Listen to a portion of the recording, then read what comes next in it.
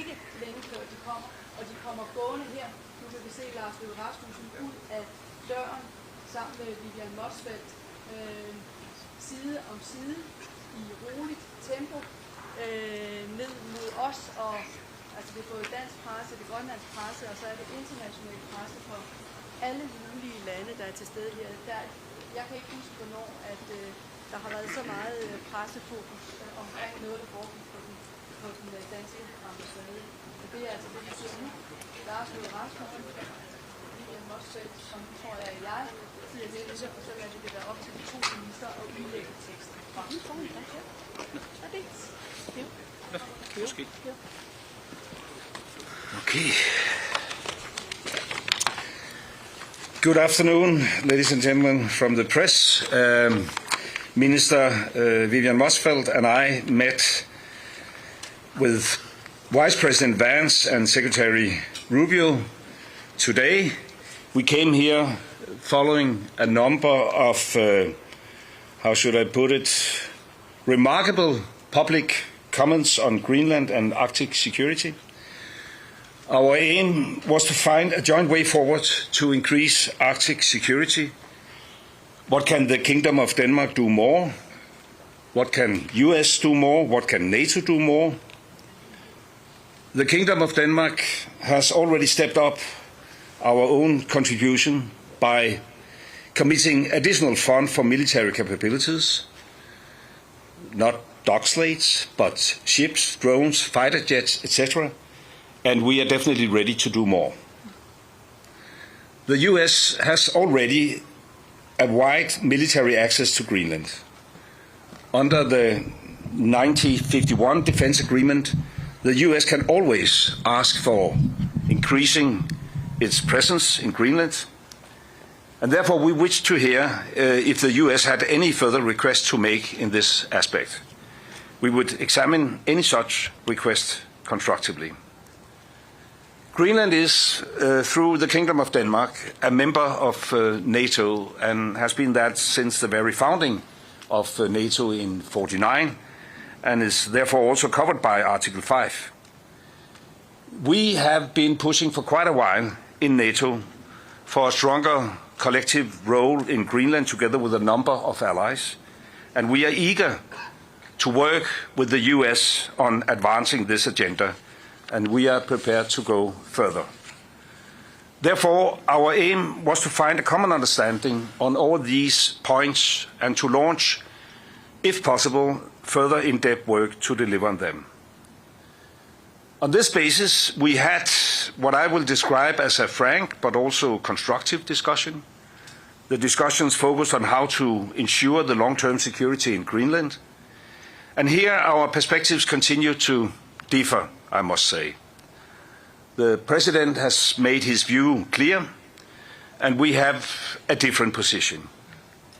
We, the Kingdom of Denmark, continue to believe that also the long-term security of Greenland can be ensured inside the current framework, the 1951 agreement on the defense of Greenland, as well as the NATO treaty. For us, ideas that would not respect territorial integrity of the Kingdom of Denmark and the right of self-determination of the Greenlandic people are, of course, totally unacceptable. And we therefore still have a fundamental disagreement, but we also agree to disagree. And therefore we will, however, continue to talk. We have decided to form a high-level working group to explore if we can find a common way forward. The group, in our view, should focus on how to address the American security concerns, while at the same time respecting the red lines of the Kingdom of Denmark. We expect that such a group will meet for a first time within a matter of weeks. And then I will pass the floor to my colleague from Greenland, Vivian Motzfeldt. Thank you so much. Not repeating what already been said here, so I would like to say something in my own language, because there are many people in Greenland that follows, and for that I hope that you will allow me. So asasakka nunaqatikka naringiraartamas marinnaasusi ulloq uatsinnut pissanganarsimagoq Oqaatigilaarali ullumik ataatimiineq ingerlalluarsimammat aamalu inimi ataatimiifigisatsinni атаққиқатигиинеқ ааллаавигалугу оқалеқатигиинери ингерланнеқарсимаммата массаккуллу сиуму саммисимик оқалеқатигиинерит ингерлаққиннissaанут аққутиник уярлеқатигииниссатсиннут исимақатигиисималлута. I think that our meeting today and our commitment to find the right path is something that gives us to be able to see forward. And by saying that, I also committed on what Foreign Minister Lars Løkke Rasmussen already said. So thank you for that. Thank you. And then I think we can take a few questions. Tom from BBC. Yes. Thank you very much, Prime Minister. Just first of all, you talked about the working group. Can you just give us a sense of what this means now? So what has actually been agreed you're going to do next, despite this, as you described it, fundamental disagreement? And you mentioned the dog slaves. In terms of what you've announced in terms of beefing up security in the Arctic around Greenland, when you hear that kind of language from President Trump about amounting to $10 to dog slaves, how does that make you feel? Well, that's actually quite a few questions at the same time. Well, I have known the president for quite a while, also in my former capacity as Prime Minister in Denmark, and I know his approach.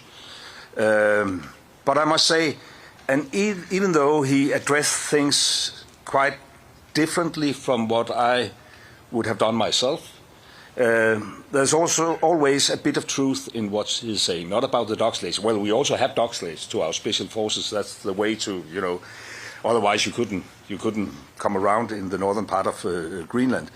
But I must say that, of course, we share to some extent his concerns. There is definitely a new security situation in the Arctic and the high north. All of us, transatlantic, took the peace dividend years ago. And we have the vision of keeping Arctic as a low-tension region.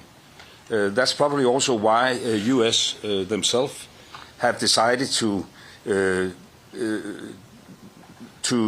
have a much softer footprint in Greenland. During the Cold War, at some stage, they had 17 different military installations and military bases. Now they only have one. They had like 10,000 personnel in Greenland. Now they have around 200. That's not our decision. That's a U.S. decision. And now the situation is entirely different. And of course, we have to respond to this. The big difference is whether that must lead to a situation where U.S. acquire Greenland, and that is absolutely not necessary. I mean, we have the long-lasting diplomatic relation, the longest-lasting diplomatic relation with U.S. that any U.S. ally has, 225 years in a row. And we have a perfect framework which could be used. And therefore, to answer your question, even though we wasn't so successful that we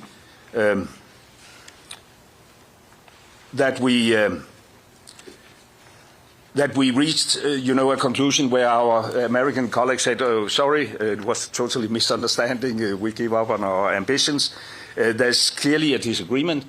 We agreed that it makes sense to try to sit down on a high level to explore whether there is possibilities to accommodate the concerns of the president, while we at the same time respect the red lines of the Kingdom of Denmark. So this is the work we will start.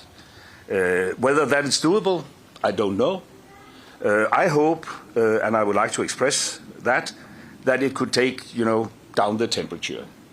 We have now had like 13 months with this ongoing discussions in social media, and this is actually the very first time where we could sit down at a top political level to discuss it. And it was a great opportunity also for Vivian and I to go up against the narrative, because it is not a true narrative that we have, Chinese warships all around the place.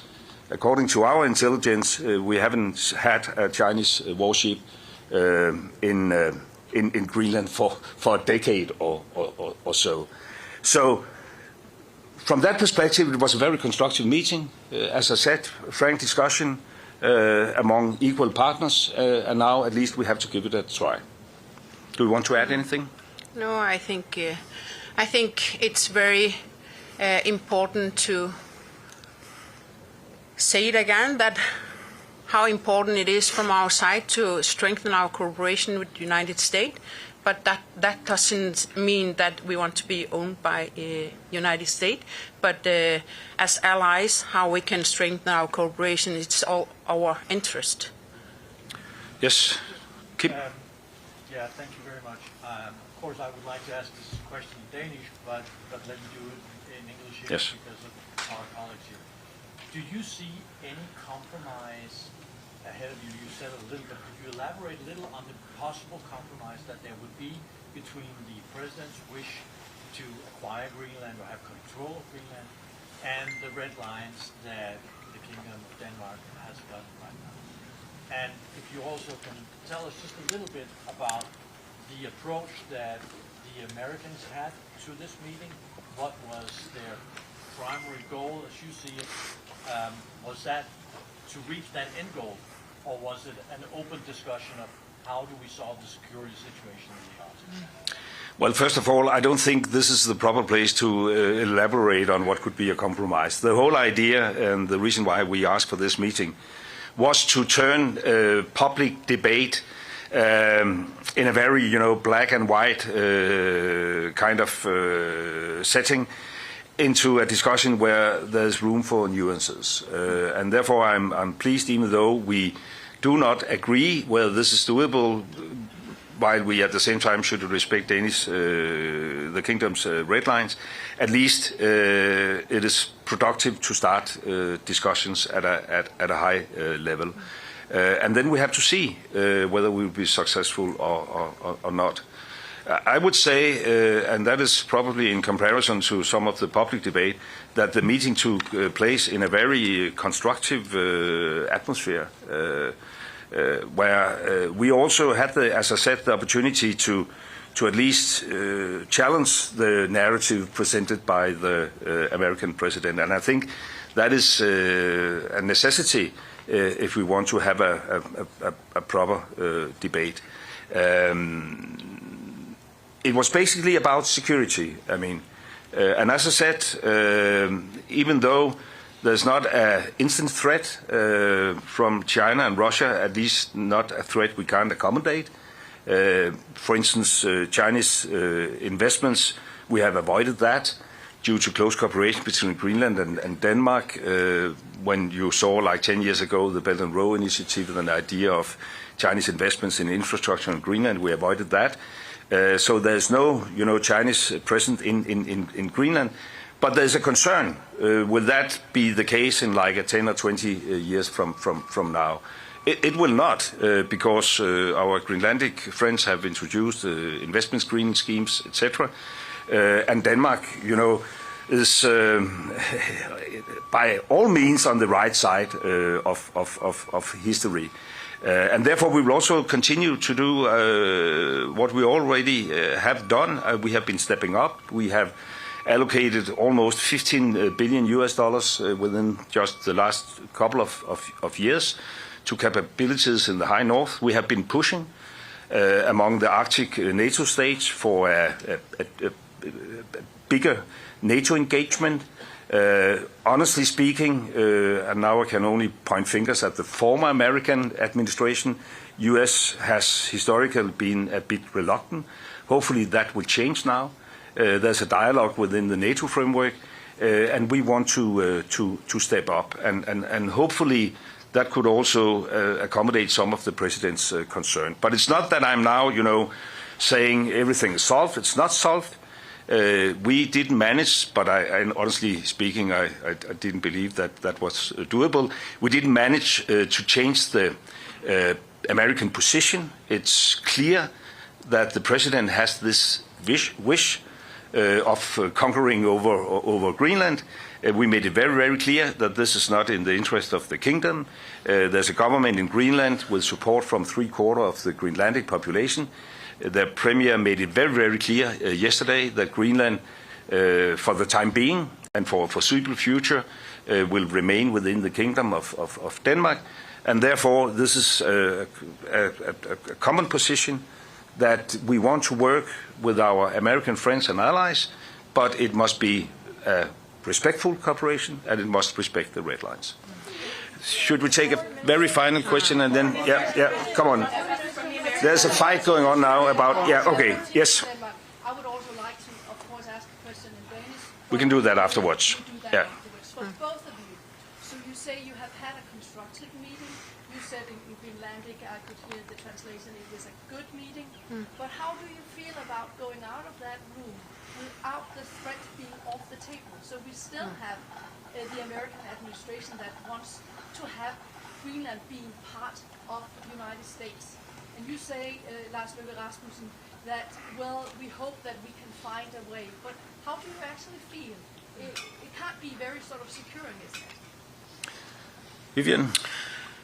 I think that it's never been so important to initiate that we are allies, we are friends, we have been cooperated in many, many years, we have history together, so it's all our interest to find the right balances. So I don't think I can say it longer than that. Of course, we have work to do in the future, and for us the most important is that you find the normalized relationship we used to have, and it's very important. And I think that we have initiated so many times where we stand and our geopolitical and location and everything that is very important, and we do it as an ally, and we do it, of course, it's also our interest that Greenland's positions and how we do it, that you do it on behalf of the allies. And yes. Can I just ask a question? Yeah, that will be the final question. Could I just ask you? That would be the final question. Mark Stone from Sky News. Can I just ask you both about the emotion of this moment? What did the administration, what did Trump's team say to you when you presumably told them that you can't just take over a people, you can't just take over and acquire a nation? Was there any discussion about, did they appreciate that perspective, or for them is this simply about security? I think that what we have been saying, that the meeting is been on a respect way, and we have shown where our limits are, and from there I think that it will be very good to look forward, and this high level group that is going to work together. As I'm already saying, that it's all our interest to find the right path. It's all according to the security in Northern Hemisphere. So I don't want to say more than what we discussed in the closed meeting room, but I would like to have this. How do you say it in English? Hope for a more mutual understanding and trying to find the right balances is equally from all countries. Did the Americans offer you money? It is, of course, very emotional for all of us, and of course, particularly for people living up in Greenland, but also for people in Denmark. We have 17,000 Greenlandic people living in Denmark. It sums up to like 1/3 of the Greenlandic population. We have a lot of Danes living in Greenland, more than 1 out of 10, which just emphasize that Denmark and Greenland are, integrated, and it has been that for centuries. And we look at ourselves as U.S. closest allies. I've had this discussion with the president previously. In Afghanistan, we had exactly as many casualties as U.S. And I know very well that, The future is not necessarily about the past, but I think it is important also to have the past in mind. And we are eager to fulfill our promises. And even though our view on the situation right now around Greenland differs from public statements in the US, we share the concerns in a long-time perspective. And we want to work closely with the US, but it must, of course, be a respectful kind of cooperation. And we both took the opportunity, of course, also to express that it is not easy to think innovative about solutions when you wake up every morning to different threats. Whether that will have an impact, I can't say for sure, but I can only say that it is in everybody's interest, even though we disagree, that we agree to try to explore whether it is doable to accommodate some of the concerns while at the same time respecting the integrity of the Danish kingdom's territory and the self-determination of the Greenlandic people. Thank you. How